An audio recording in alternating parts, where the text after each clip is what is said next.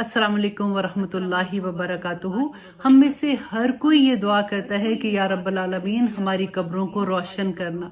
या रब्बल आलमीन जिस वक्त हम पुल सरात से गुजर रहे हों तो हमें नूर अता कर देना। रोजे महशर में जब वहशत का आलम हो तो हमें अपने फजल से रोशनी अता कर देना।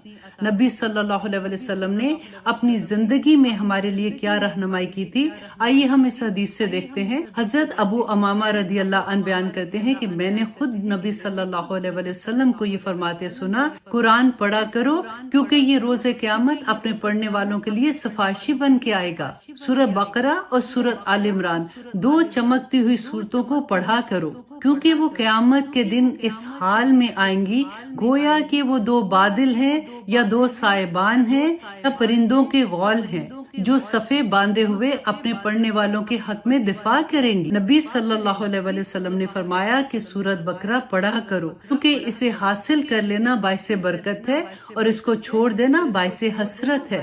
इसलिए कहते हैं कि जब आप कभी नए घर में जाते हैं या कोई नया कारोबार करते हैं या अगर आपको ये वहम होता है या एक्चुअली भी ये होता है कि आपको ये पता है कि किसी ने कोई जादू किया हुआ है या कोई शयातीनी अमल है, तो आप सूरत बकरा अगर उस घर में पढ़ते हैं, उस कारोबार में पढ़ते हैं, तो अल्लाह सुब्हानहू तआला वहाँ पे बरकतें नाजिल फरमा देते हैं। और अगर शयातीन किसी वजह से तंग करते हैं तो वो भी वहाँ से भाग जाते हैं।